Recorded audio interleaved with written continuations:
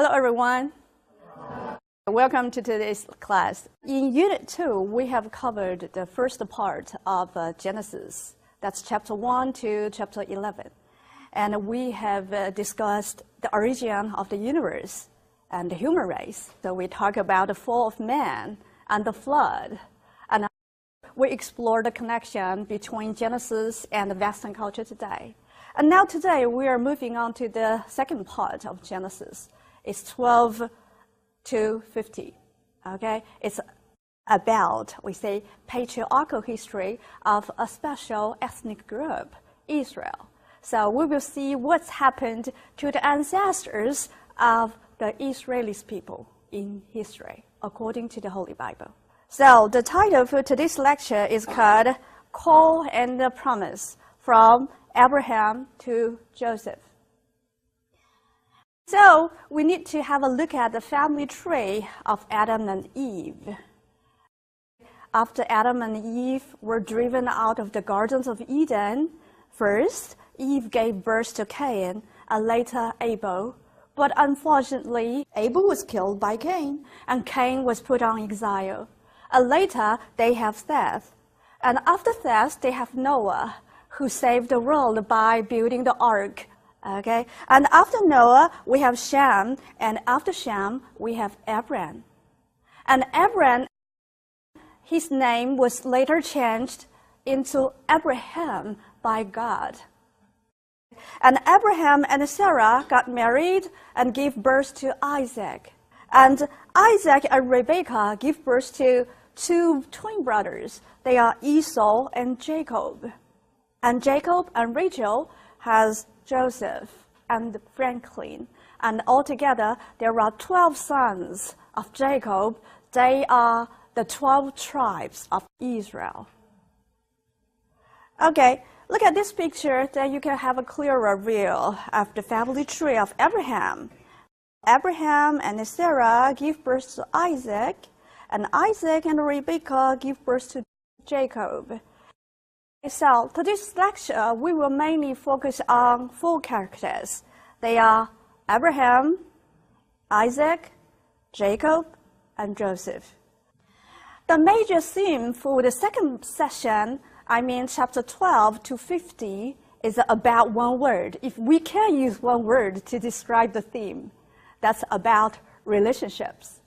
In fact, in these chapters, God just shows us with different kind of examples and teach the Israelites how to get on and how to live harmoniously with each other.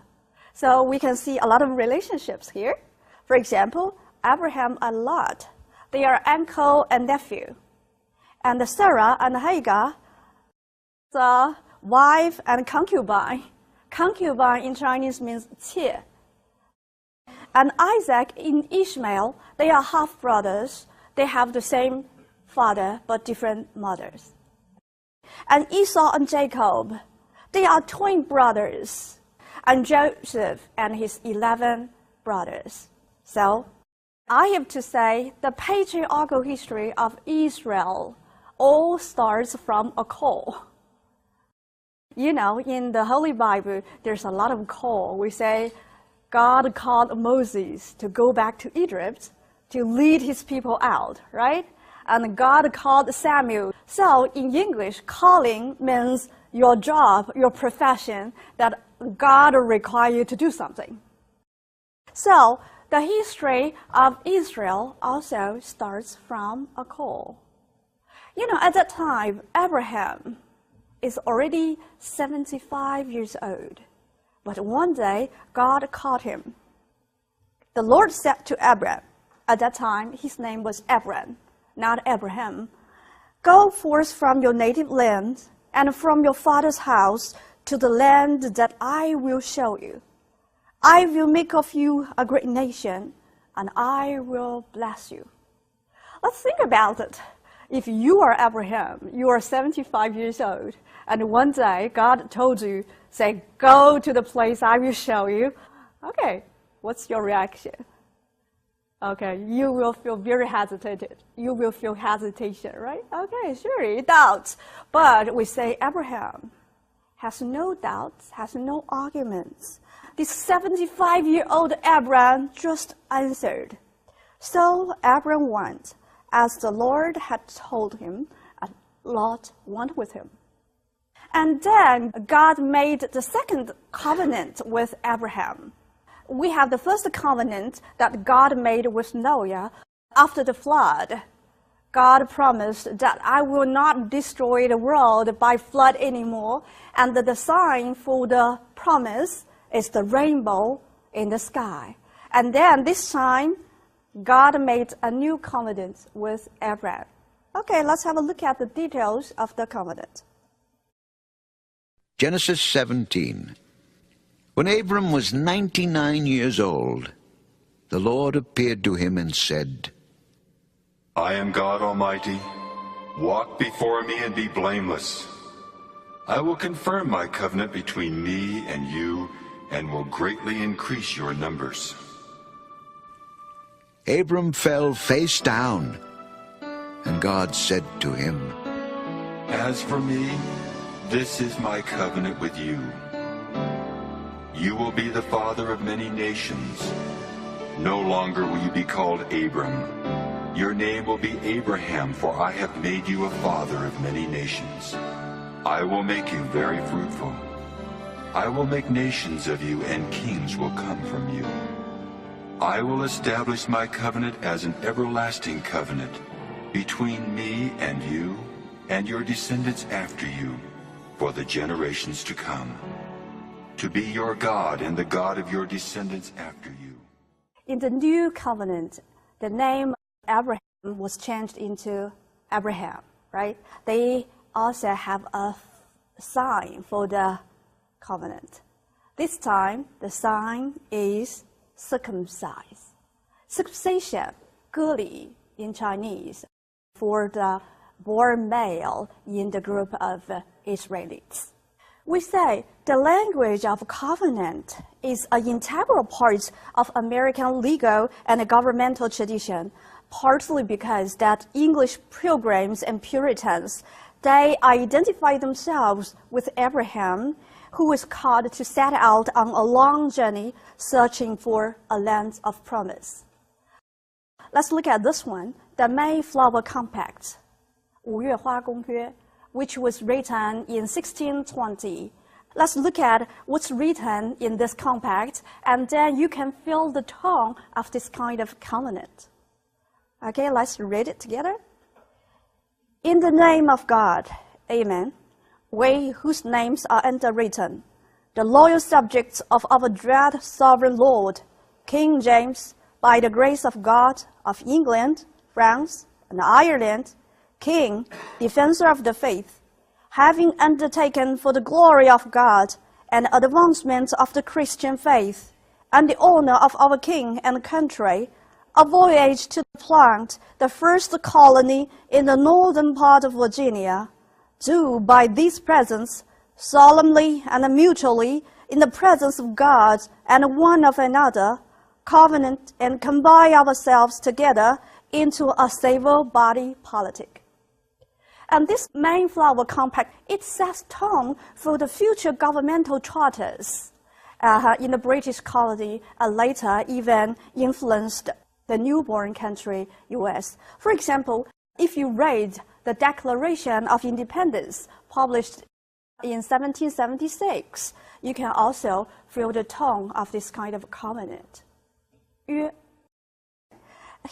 I would like to introduce you this picture. It's by Michelangelo Caravaggio. It's painted in 1603. The title of this picture is called The Sacrifice of Isaac. Isaac is the son given by God, given birth by Sarah. Their only son when Abraham was very old. Okay, let's see what's happened. Before that, I'd like to say a few words about Michelangelo Caravaggio. He's a very important Baroque painter during the High Renaissance, 文艺复兴时期. He's very different from the generations before him, the painters before him, that he used lights to show the vividness of the facial expression of the characters. And this kind of light, and then the facial expressions make the characters in his painting really real as the human being. So if you are interested in that part, you can go to look for more information about the style of this kind of Baroque style of oil painting. Now let's listen to what's happened. Genesis 22. Sometime later, God tested Abraham. He said to him, Abraham, Here I am. take your son, your only son Isaac, whom you love, and go to the region of Moriah. Sacrifice him there as a burnt offering on one of the mountains I will tell you about. Early the next morning, Abraham got up and saddled his donkey. He took with him 2 of his servants and his son Isaac. When he had cut enough wood for the burnt offering, he set out for the place God had told him about. On the 3rd day, Abraham looked up and saw the place in the distance. He said to his servants, Stay here with the donkey while I and the boy go over there. We will worship, and then we will come back to you. Abraham took the wood for the burnt offering and placed it on his son Isaac, and he himself carried the fire and the knife. As the 2 of them went on together, Isaac spoke up and said to his father Abraham, Father, Yes, my son. fire and wood are here, but where's the lamb for the burnt offering? God himself will provide the lamb for the burnt offering, my son. And the 2 of them went on together. When they reached the place God had told him about, Abraham built an altar there and arranged the wood on it. He bound his son Isaac and laid him on the altar on top of the wood. Then he reached out his hand and took the knife to slay his son. But the angel of the Lord called out to him from heaven, Abraham, Abraham, Here I am. do not lay a hand on the boy. Do not do anything to him. Now I know that you fear God, because you have not withheld from me your son, your only son. Abraham looked up, and there in a thicket he saw a ram caught by its horns. He went over and took the ram and sacrificed it as a burnt offering instead of his son. So Abraham called that place, The Lord Will Provide. And to this day it is said, On the mountain of the Lord it will be provided. The angel of the Lord called to Abraham from heaven a 2nd time and said, I swear by myself, declares the Lord, that because you have done this and have not withheld your son, your only son, I will surely bless you and make your descendants as numerous as the stars in the sky and as the sand on the seashore.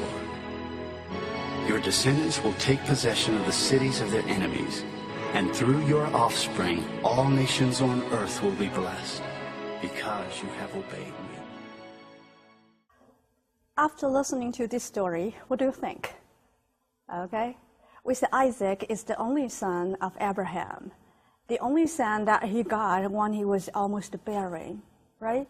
And now God asked him to sacrifice his only son, and he just obeyed.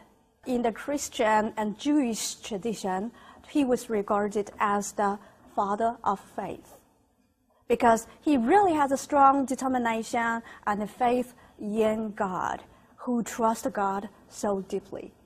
We have a learn from this story, the sacrifice of Isaac. That's a scapegoat. Scapegoat in Chinese means 替罪羊.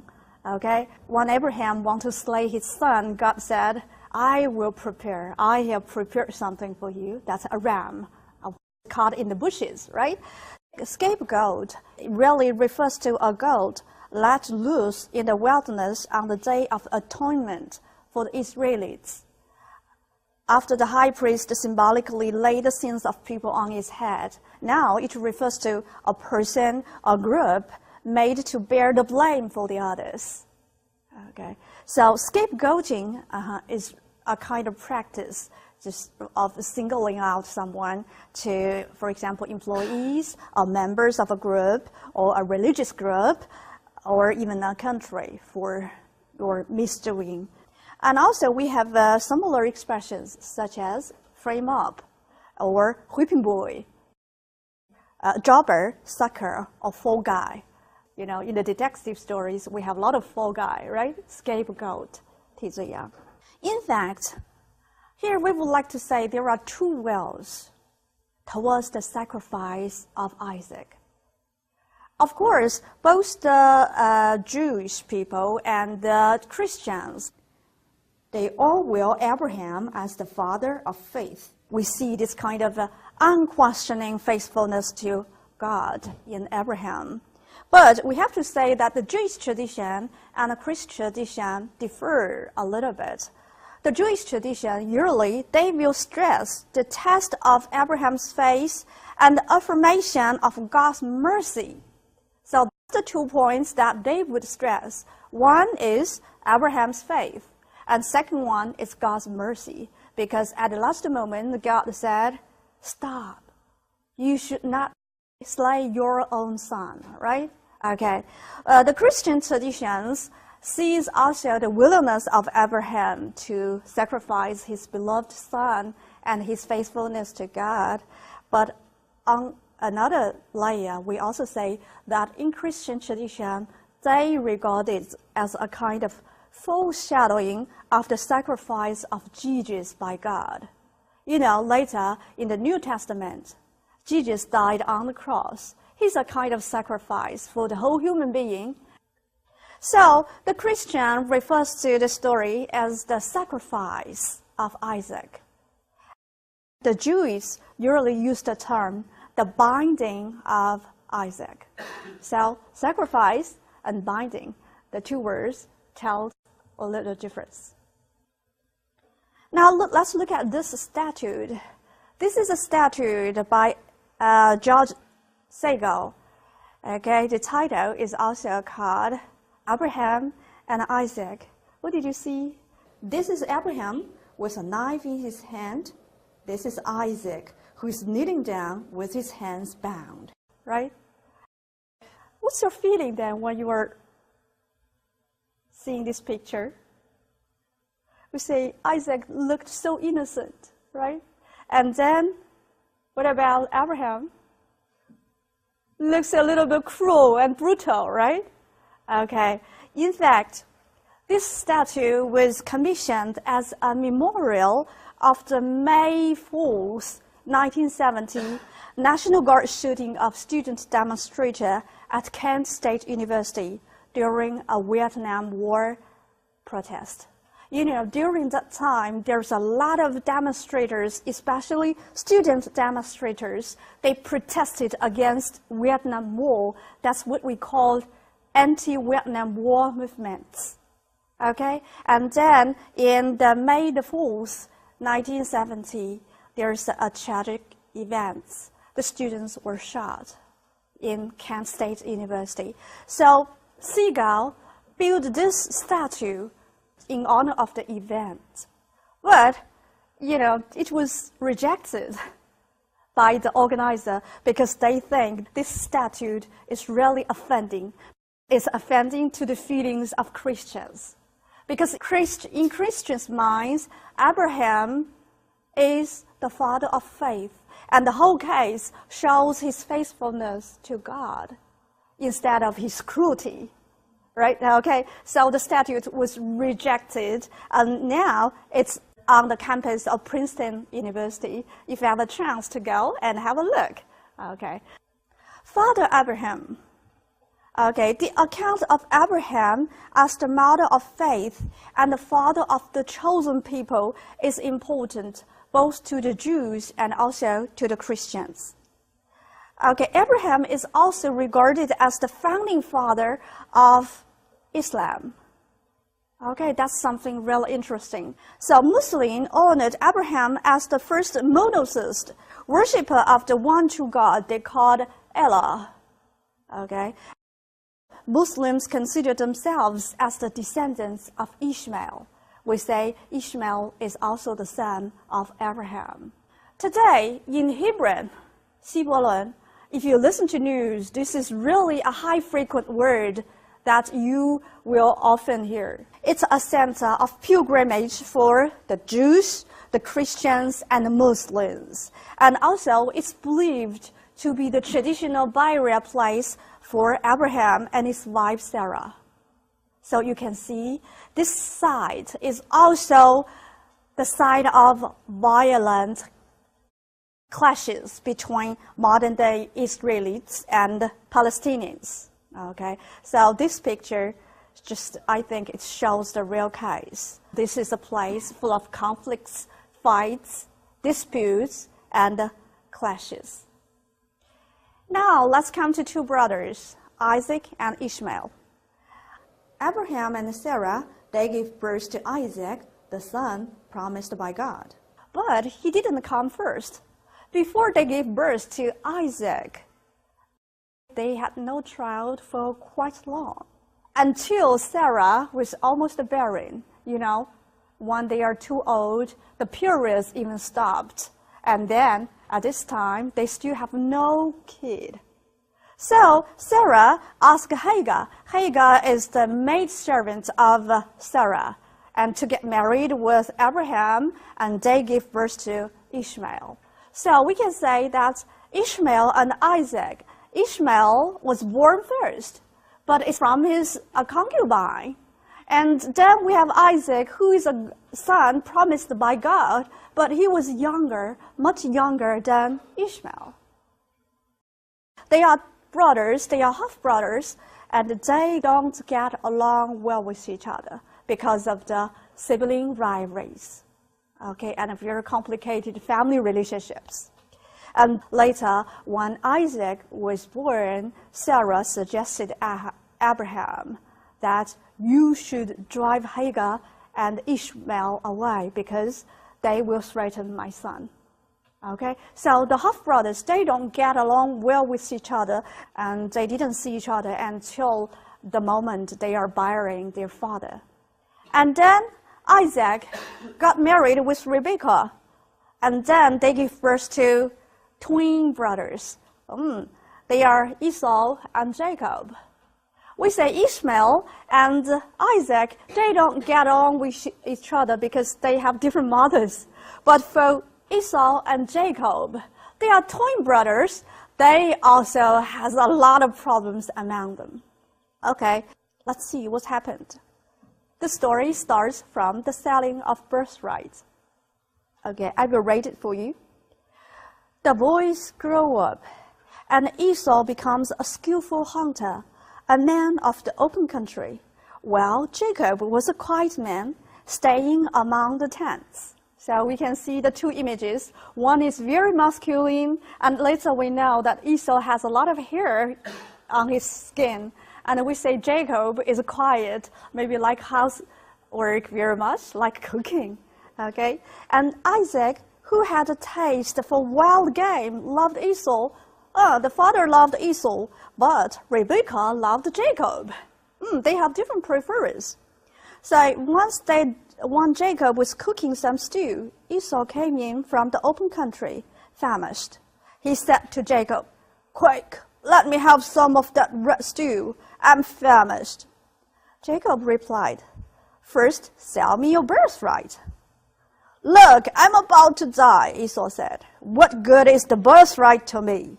But Jacob said, "Swear to me first."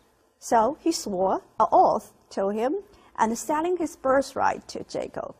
And then Jacob gave Esau some bread and some lentil stew. He ate and drank, and then got up and left. So Esau despised his birthright. That's the story of the selling of birthright. And we have a alluring from the story that's called mass of portage. This red lentil stew, 红豆汤, okay, just buy one bowl of this kind of red lentil stew, Esau just trades his birthright. What do you think of the bargain? What do you think of the trade? Is it a bargain? No, he despised his birthright. So, in today's English, a mess of portage is used to refer to a bad deal, a bad bargain. Okay. And later, when Abraham is dying, and he's going to bless his son. In fact, he should bless his firstborn son. But from the first incidents of the selling of the birthright, we find that Esau has already despised his firstborn son, right? And this time, Jacob and his mother did something to treat his father. Genesis 27. When Isaac was old and his eyes were so weak that he could no longer see, he called for Esau his older son and said to him, My son, here I am. I am now an old man, and don't know the day of my death. Now then, get your weapons, your quiver and bow, and go out to the open country to hunt some wild game for me. Prepare me the kind of tasty food I like, and bring it to me to eat, so that I may give you my blessing before I die. Now Rebekah was listening as Isaac spoke to his son Esau. When Esau left for the open country to hunt game and bring it back, Rebekah said to her son Jacob, Look, I overheard your father say to your brother Esau, Bring me some game and prepare me some tasty food to eat, so that I may give you my blessing in the presence of the Lord before I die. Now, my son, listen carefully and do what I tell you. Go out to the flock and bring me 2 choice young goats, so I can prepare some tasty food for your father, just the way he likes it. Then take it to your father to eat, so that he may give you his blessing before he dies. Jacob said to Rebekah his mother, But my brother Esau is a hairy man, and I'm a man with smooth skin. What if my father touches me? I would appear to be tricking him and would bring down a curse on myself rather than a blessing. My son, let the curse fall on me. Just do what I say. Go and get them for me. So he went and got them and brought them to his mother. And she prepared some tasty food, just the way his father liked it. Then Rebekah took the best clothes of Esau, her oldest son, which she had in the house, and put them on her younger son Jacob. She also covered his hands and the smooth part of his neck with the goat skins. Then she handed to her son Jacob the tasty food and the bread she had made. He went to his father and said, My father? Yes, my son. Who is it? Jacob said to his father, I am Esau, your firstborn. I have done as you told me. Please sit up and eat some of my game, so that you may give me your blessing. How did you find it so quickly, my son? The Lord your God gave me success. Come nearer so I can touch you, my son, to know whether you really are my son Esau or not. Jacob went close to his father Isaac, who touched him and said, The voice is the voice of Jacob, but the hands are the hands of Esau. He did not recognize him, for his hands were hairy like those of his brother Esau, so he blessed him. So we say here, we see that the father was cheated by whom? By Jacob and his mother, right? Okay, so this blessing and deception, in this picture that we can see that Jacob and his mother, they treated their father for the father's blessing. Later, Jacob has to run away because Esau wants to revenge for the deceiving behavior. Okay, first time for the birthright, and this time for the blessing. And then Jacob went to his uncle's family, and there he got married. Jacob and Rachel, they got married. They give birth to Joseph. Let's see. These 12 brothers, they don't get along well with each other either, because Jacob loved Joseph better. Okay, now let's come to the story of Joseph and his brothers and see what happened. The story of Joseph and his brothers also starts from sibling rivalries. You know, Jacob got married with Leah first. Of course, the person who really loved is Rachel, and then they give birth to Joseph. And probably, I think, because that Jacob loved Rachel better, so he loves Joseph. Let's read the story. Now Israel loved Joseph more than any other of his children, because he was the son of his old age, and he had made him a long robe with sleeves. That is to say that Jacob gave him a special garment, okay, with long leaves. Okay, it's nothing special, but according to the description of the Holy Bible, it's a coat of many colors. You know, at that time, dyeing technology is not so advanced. It's not so easy for dyeing clothes into different kinds of color. So we know purple represents noble, okay, because it's the hardest to dye. Joseph not only has a coat with long sleeves, but also with many colors. So when his brothers saw that his father loved him more than all his brothers, they hated him and could not speak peacefully to him. And to make things worse, not only the coat of many colors, this young Joseph has an annoying tendency of being an informer. A tattletale means who will tell of his brothers if they did something wrong. He told his father, my brother do this, my brothers do that. Okay, so you can imagine they don't like him very much. They want revenge, but they do too much. They go extreme. They made a trick. You know, at the very beginning, they want to kill him, and then go back and tell their father, oh, he was eaten by wolf. And later, and they changed the idea. They just sold him to a group of merchants going to Egypt, a caravan, to sell him as a slave. So anyway, it's really too much for Joseph to bear, right? Even though they don't get along well with each other, I really think the revenge goes too much, right? We say the story between Joseph and his 11 brothers are really perfect material for the drama. Why? First, Joseph, loved by his father, and then he also has this kind of symbol, the technicolor coats of many colors. And what's more, let's look at the setting. Okay, first in his homeland, Canaan, and later in Egypt, we have the shift of sighting from a familiar place to exotic place, right? And also, let's look at the plot. It includes what? Family rivalry, deception, slavery, sexual seduction, and also we have imprisonment. Joseph was put into prison, and also famine, the power of dreams, because Joseph has the special talents for interpreting dreams.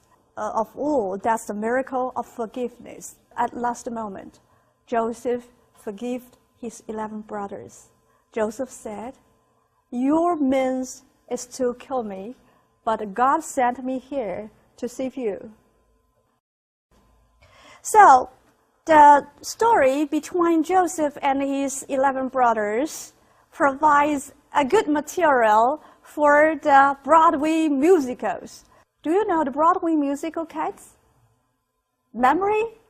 Okay, the most famous song is Memory. Okay, in fact, the composer, Andrew Lloyd Webber, the composer of Cats, he also composed the music of this Broadway musical that's called Joseph and the Amazing Technicolor Dreamcoat. If you are interested, I strongly suggest you to go back and watch it. It's very interesting and magnificent, and the music is very beautiful. Now we have finished the 50 chapters of the first book, Genesis. Now let's have a brief summary of all the stories here. Okay, we have the creation of the world and the fall of man, or we say, why do we have sins, we have sufferings, we have punishments. And also, we talk about the beginning of civilization and the history of Noah, the descendants of Noah, and the Tower of Babel, which explains why today we speak different languages instead of one language only. And the history of Abraham and the descendants of Ishmael, the history of Isaac and his sons, and the history of Joseph. So if we would like to say that the first part of Genesis, chapter 1 to 11, is events predominant. We have a lot of events. It's believed which covers about 2,000 years. Mainly we have 4 events. The first one is creation, and second one is fall of man, and the third one is the flood, or we call the destruction. And then birth of nation. After the Tower of Babel, people are scattered all over the world, and they build up nations. And in the second session, chapter 12 to 50, we would like to call it patriarchal history, because they are all about the family stories, about a special ethnic group, Israel. So we have this kind of personal story. We have the story of Abraham, Isaac, Jacob, and Joseph. It covers about only 300 years about the family of Abraham. Genesis is of great importance not only to the Jews, but also to the Christians, as I have illustrated in the 2 lectures. Okay, because they set up the theological foundation for both the Jews and the Christians. And the first one is the covenant. Jewish people, they believed they are the chosen people that God made covenant with, and they lived in the land that God promised. They should live there peacefully and harmoniously. Christianity also interpreted Genesis as the prefiguration of certain cardinal Christian beliefs, such as the need for salvation and the redemptive act of Christ on the cross, just as I mentioned. Okay, the sacrifice of Isaac is just a foreshadowing for the death of Jesus on the cross. It's a kind of an act of redemption. So for more information, you can go back and read references illustrated here.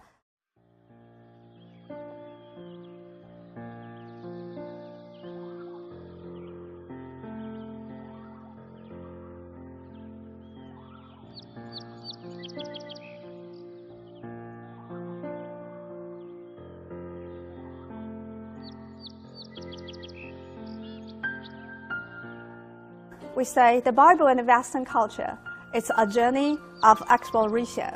So, see you next time. Thanks for listening.